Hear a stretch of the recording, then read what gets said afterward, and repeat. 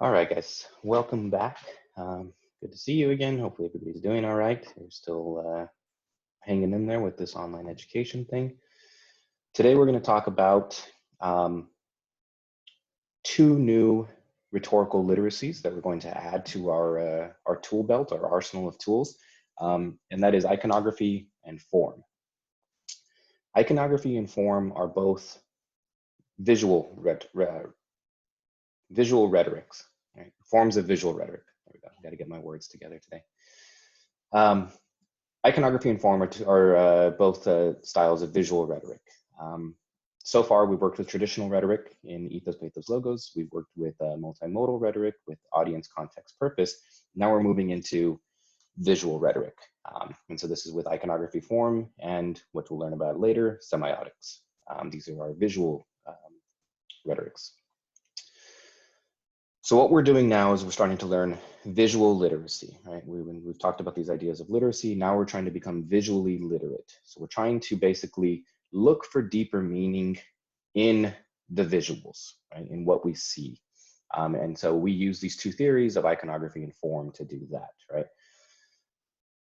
This chapter is based a lot on art history. Remember I said that multimodal composition is still fairly new, digital media is still fairly new, and so we have to pool theories from all of these other different disciplines that already exist. So this is where we're getting into the idea of art history, and we use art history because they were basically the first ones to start painting and to start adding meaning, deeper meaning into visuals, right? Things that we see. So we don't just look at things at face value and say, that's a painting of a tree. It's meant to represent a tree, and that's it, right? We're looking deeper for meaning, right? So this is what iconography and form are trying to get us to do. I'm going to try to make this a short video. I know I always say that, but I'm going to make it a short video just explaining the most basic concepts, the most important things that I think that you need from iconography and form. And then I'm going to make another video looking at some examples and explaining iconography and form through example rather than just through me sitting here and talking to a computer screen, you guys, right? So basically, we're getting into the idea of art history here.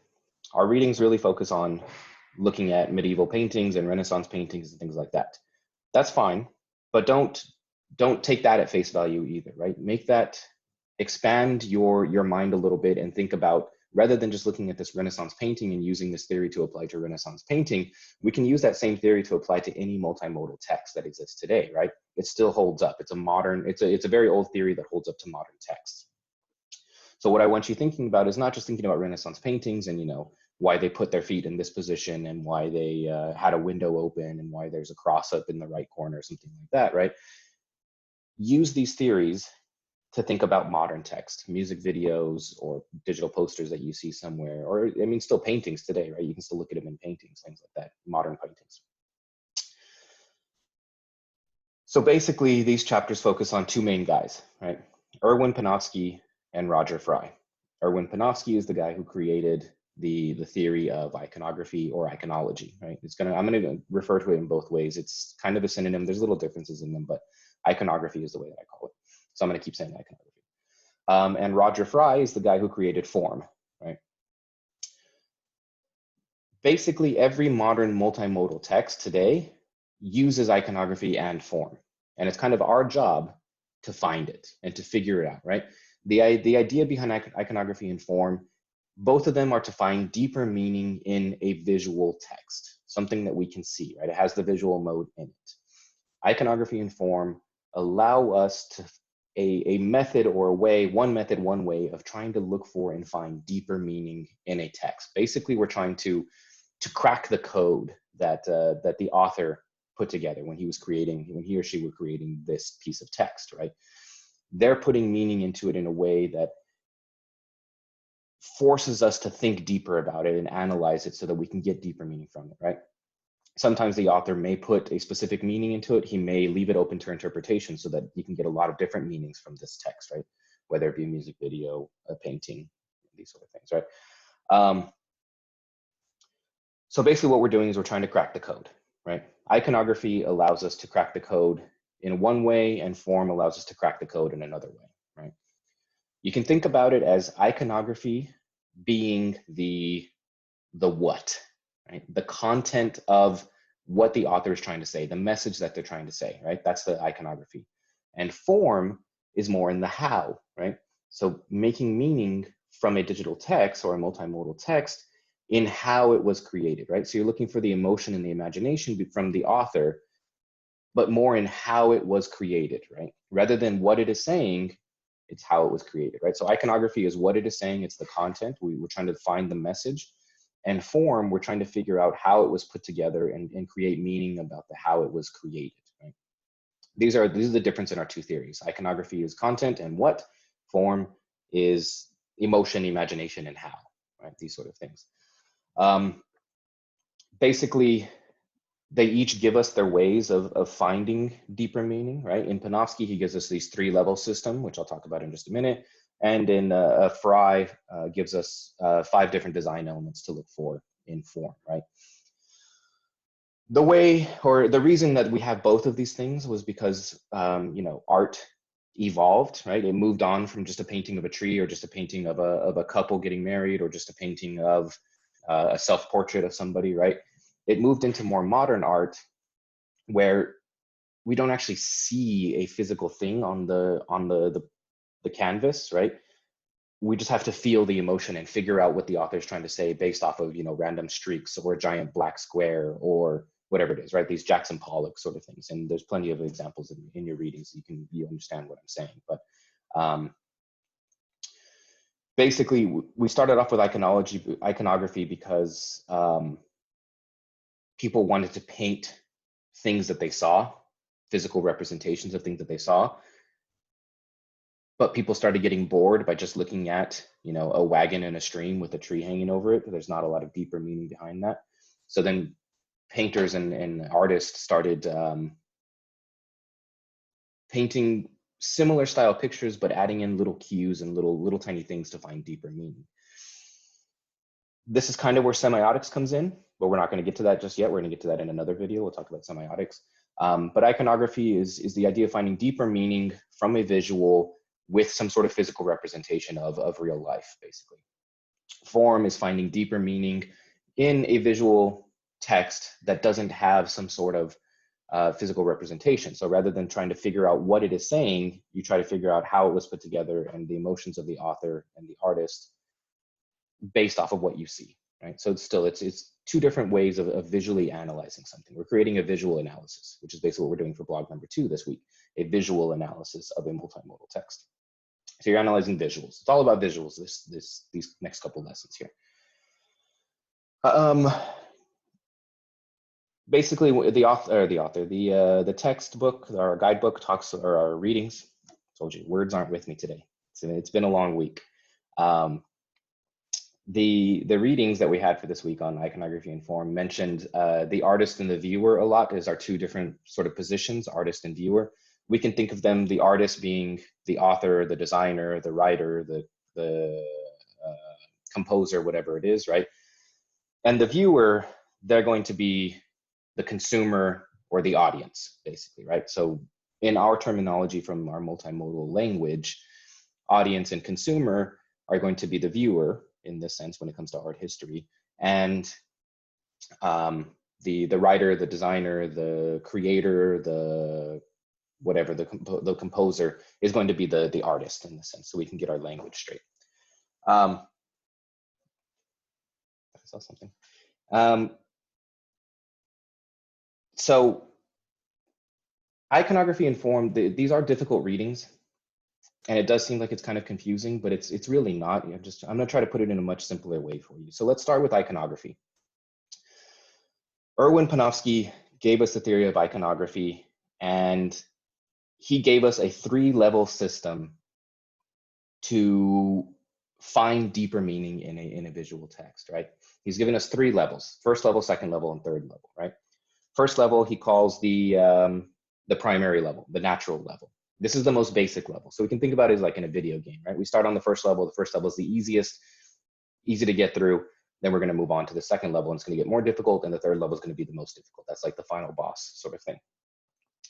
So on the first level, the natural level, it's basically what you see is what you get, right? So if you see a picture of a tree, on the primary level, you see the tree, you see a bird, you see leaves, you see a little boy under the tree, you see grass, you see sky, right? It's just kind of identifying. You point, right? There's sky, there's tree, there's a bird, there's a ball, there's a boy, there's a stick, whatever it might be, right?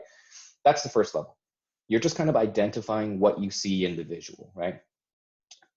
For your blog post, I'm going to expect you to go through all three levels of whatever multimodal text that you choose, right? So the first level is the easiest. What you see is what you get. The natural primary level. Point, identify.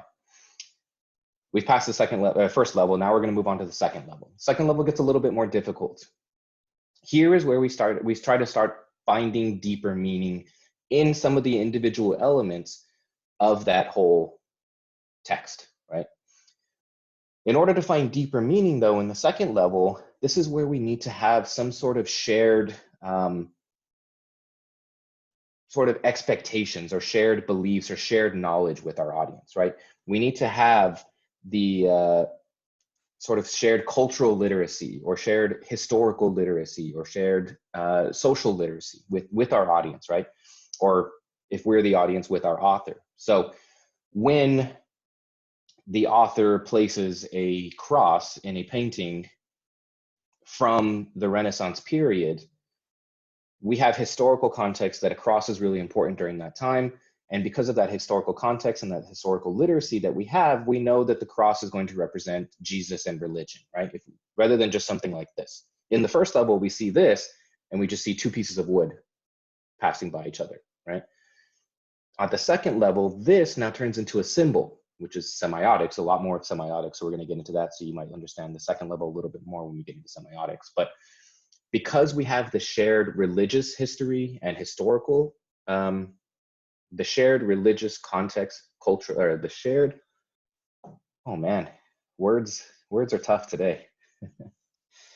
Because we have shared religious literacy and shared cultural and historical literacy about that time period, we know that these two pieces of wood have a deeper meaning in representing Jesus or God or religion or something like that, right?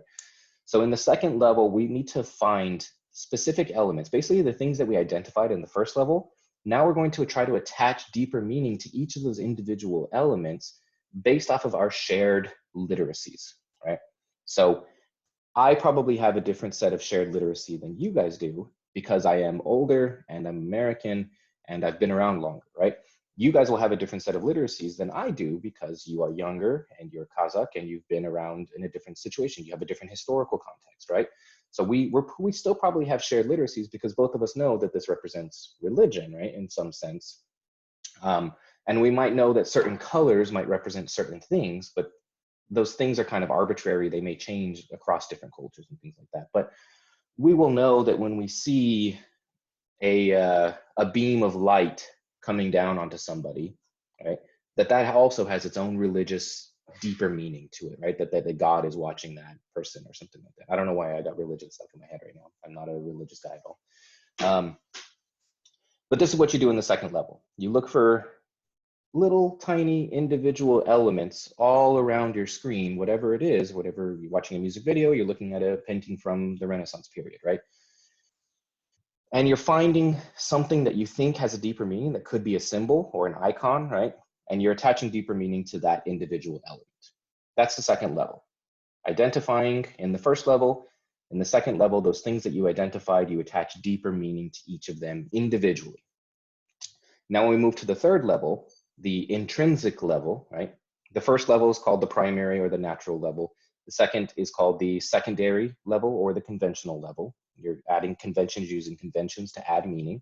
And the third level is called the intrinsic level, right? Or the contextual level, I think is what it's called.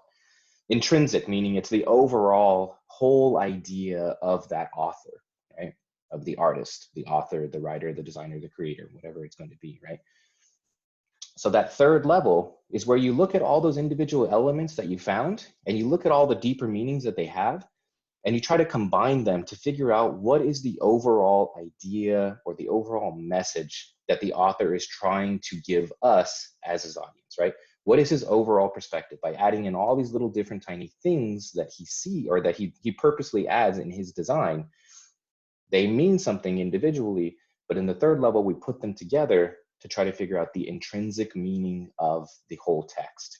What is the overall idea? What is the overall message that our author or the creator of that text is trying to give to us as his audience?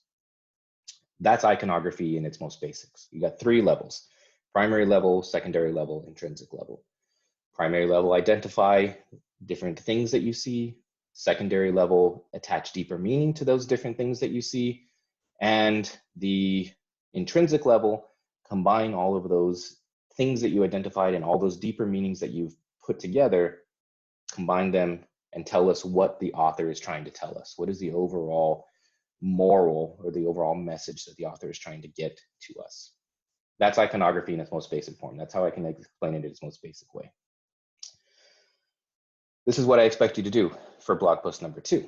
When I say do an iconographic analysis or a visual analysis using the theory of iconography, I need you to look at all 3 different levels of your own text and analyze it based off of the theory of iconography, these 3 levels, right?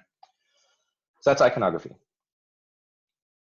This is analyzing the what, right? The content of that text. A music video, for instance, right? We're going to analyze a music video in one of my example videos that I'll do after this. Analyzing the content of the video, the things that the author purposely put on the screen to show you. Iconography. Now I move to form.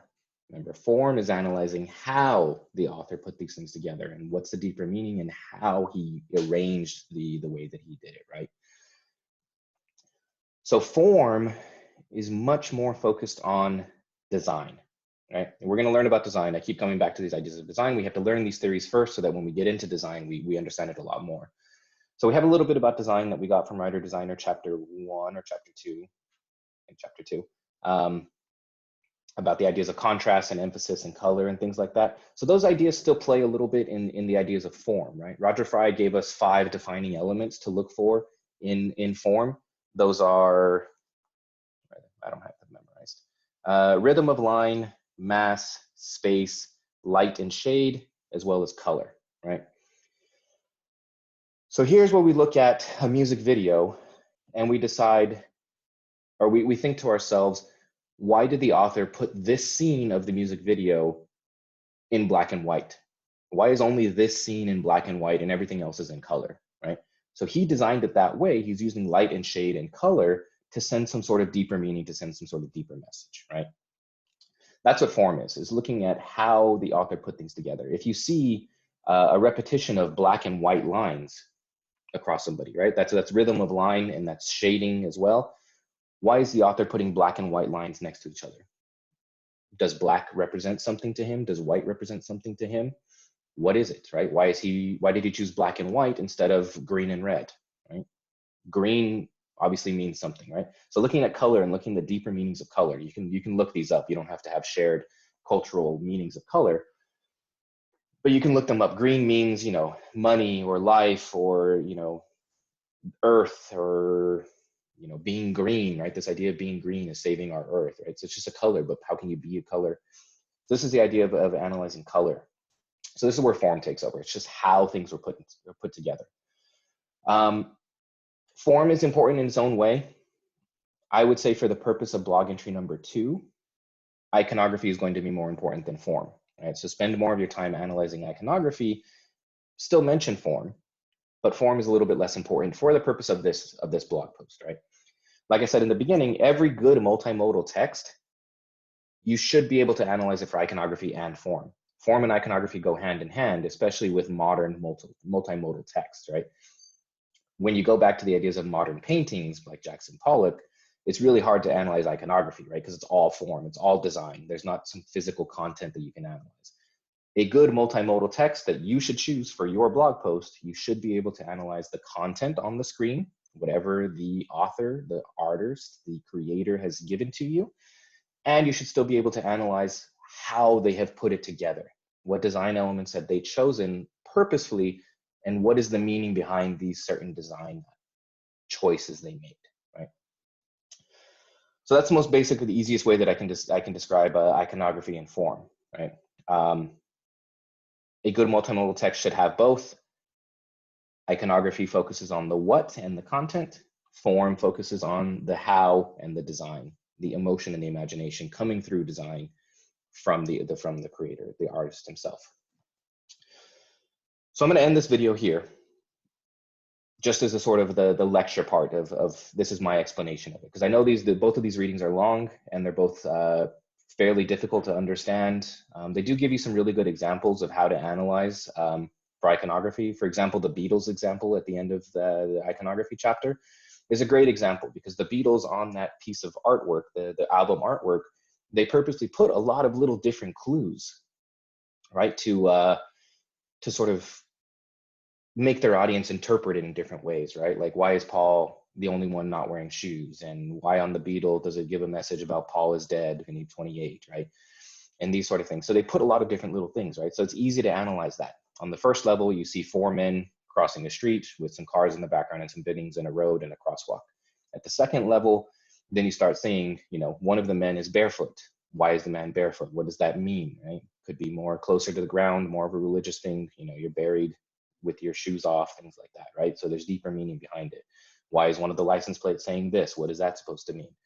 Why are they all in a procession, right? Like a funeral sort of thing. They're all left foot first, except for the one who's dead is in the right foot first. And why is, he second in line instead of being third in line, right? So you're analyzing the individual elements.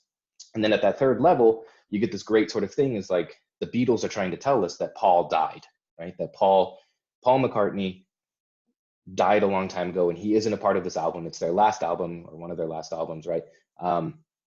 But now he's no longer alive, and the Beatles are trying to hint to it because they can't tell you in person because they covered it up. Like, big media covered it up, and it's a big conspiracy theory, right? That's wonderful. That's great analysis right there. You're digging deep into it, and you're trying to find deeper meaning. The one thing that I'm going to end this video on, though, is beware of over-interpretation. Right? This is definitely a real thing, and this is how we end up with conspiracy theories. Over-interpretation of something that probably doesn't have that much meaning can lead you down a crazy path that you'll end up in exploding, right? Beware of over-interpretation. For the purpose of blog number 2, I don't mind if you over-interpret, because it shows me that you really understand and you're thinking really deeply about your multimodal text, right? For the purpose of life and taking these skills outside of my class and looking for deeper meaning in everything that you see around you, beware of overinterpretation. For my class, for blog number 2, I'm cool with overinterpretation because you're showing me that you care and that you've put time and effort and thought into this. So that's iconography and form. Beware of overinterpretation. In the next video, we'll look at some examples so we can understand it a little bit better.